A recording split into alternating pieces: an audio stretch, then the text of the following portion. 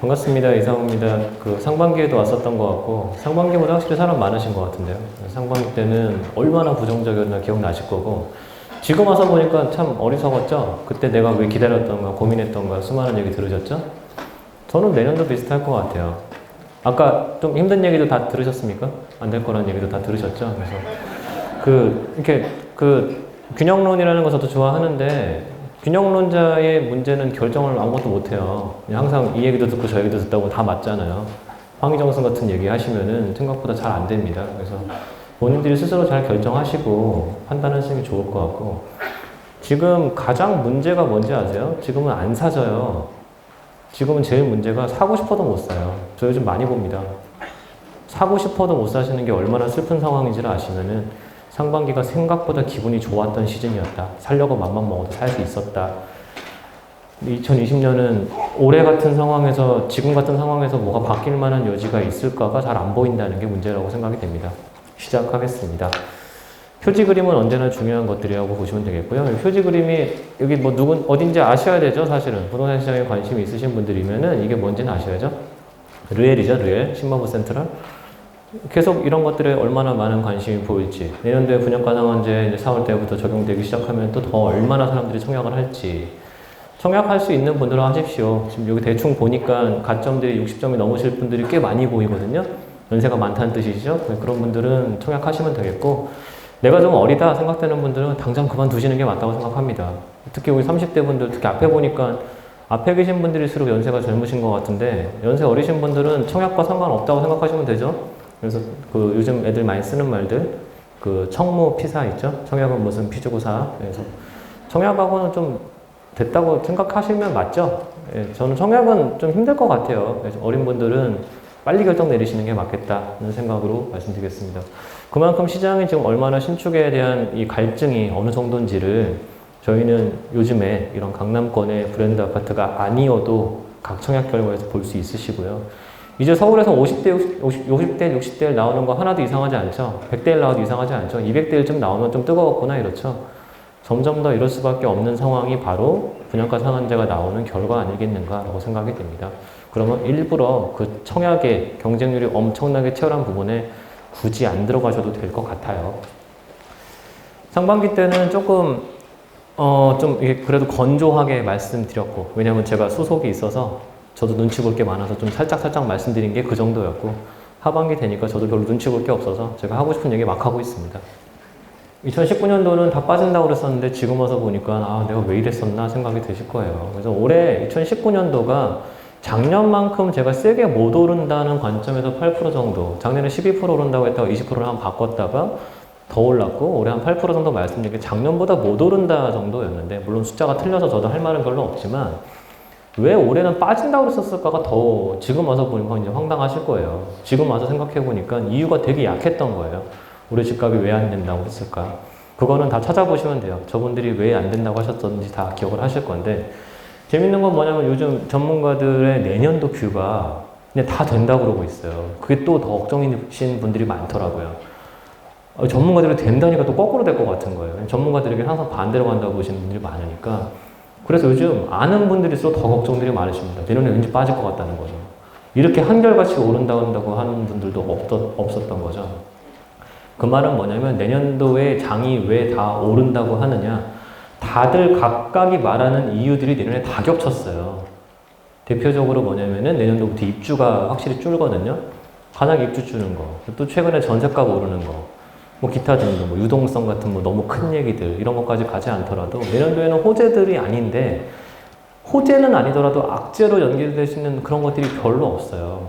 그런 상황에 약간의 이벤트들이 더해지는 것들, 이런 것들이 내년에 십시일반씩 더해주는 장이 될 겁니다.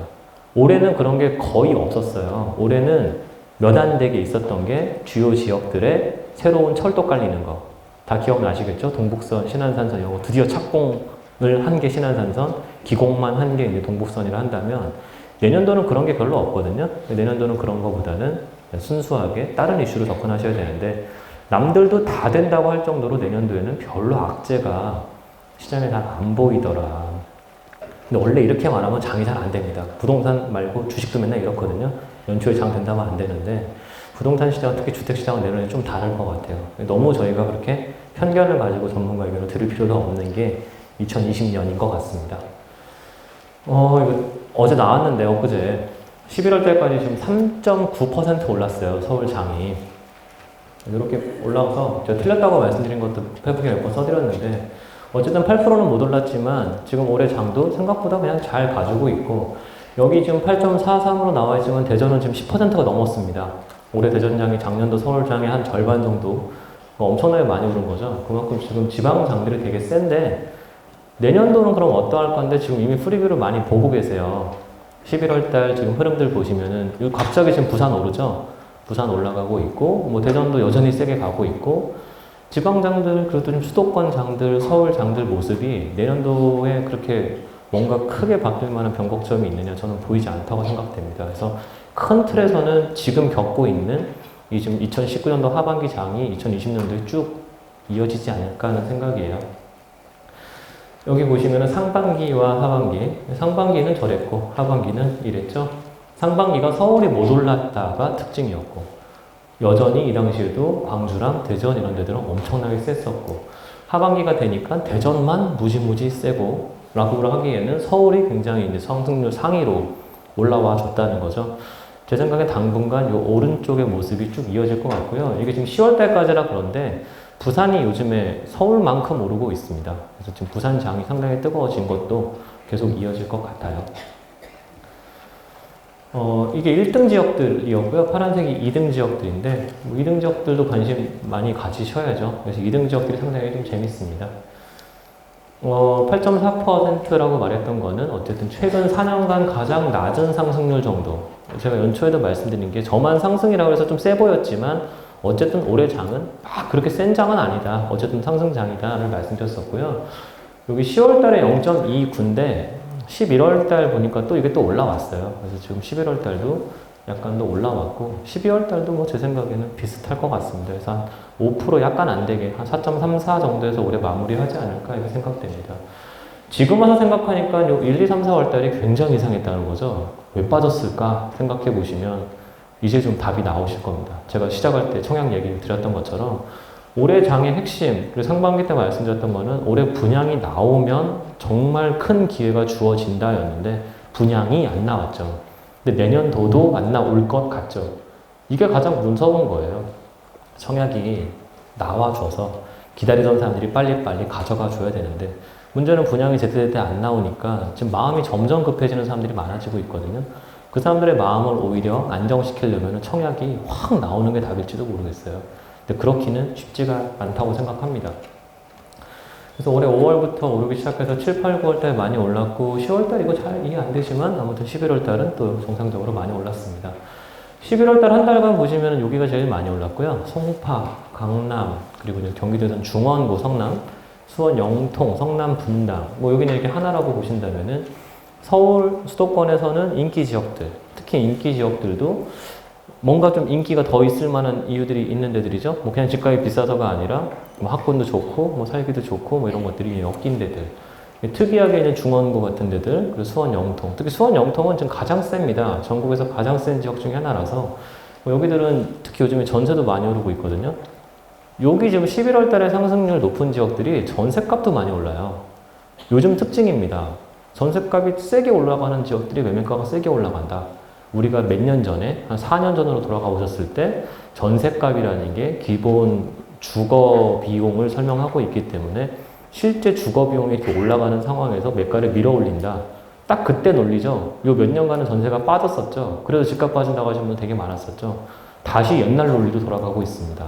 이러면 다시 강세장을 보기에 쉬워지는 논리들이 많아지는 거죠. 그러니까 아까 많은 전문가들이 내년도에 장이 오를 수 있다.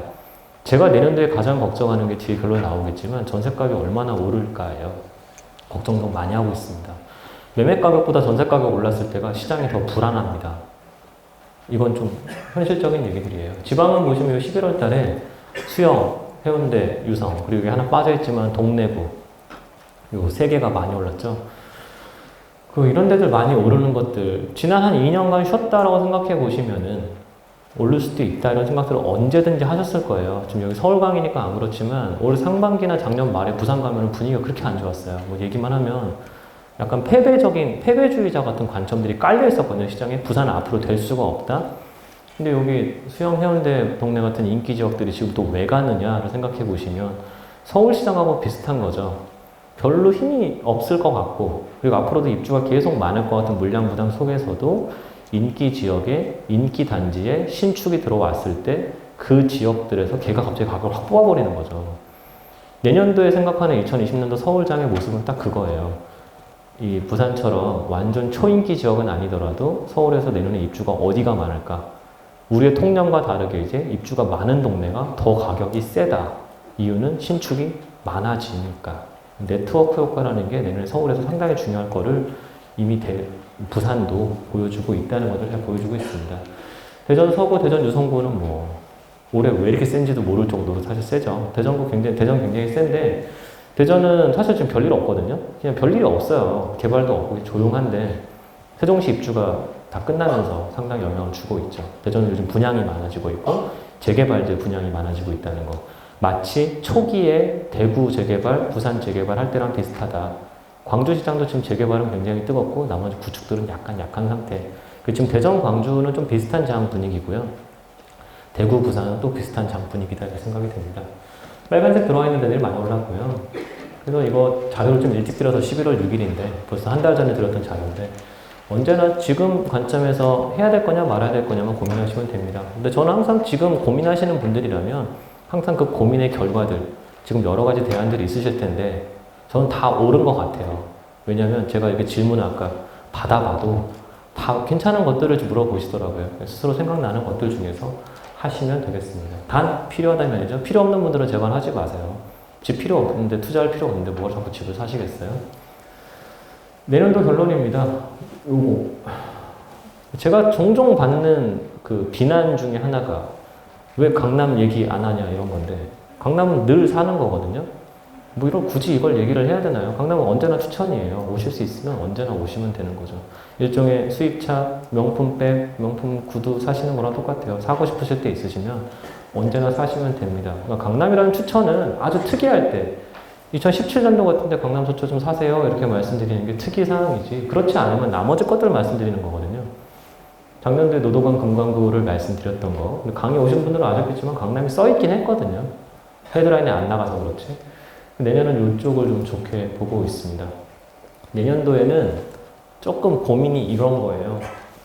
대단지가 들어오면 원래 전세값도 밀리고 매매값도 좀 안정돼서 좀 천천히 가고 이제 부동산 많이 해보신 분들 아시겠지만 이제 등기가 나와야 대출도 나와서 그때부터 좀 가는데 지금 흐름들 보시면 등기가 안 나와도 막 쭉쭉쭉 가고 있는 상황들이죠. 내년에 서쪽에서 신길과 동쪽에서 고덕이 서울 시내에서 상당히 큰 신시가지가 완성이 됩니다. 완성이 됩니다. 입주 시작한 지 좀 됐는데 완성이 된다는 거. 고덕은 이번 달도 입주 되게 많은데요. 그런 것들 지금 영향 없죠? 전세가 별로 안 빠지죠? 그런 것들 보시면 내년도에 제일 중요한 거는 서울 시내에 새 아파트 단지로 구성된 동네가 새롭게 만들어진다. 그런 비슷한 것들이 지금 내년에도 과천도 그런 현상이 벌어지는 거고 뭐 굳이 말씀 안 드리고 있지만 이렇게 좀 우리가 생각지도 않았던 거기 옛날에 그냥 많이 낡은 동네 아니야 이런 것들에서 한번 좀 생각을 바꿔보실 필요가 있는 게 바로 이런 지역들인 것 같습니다.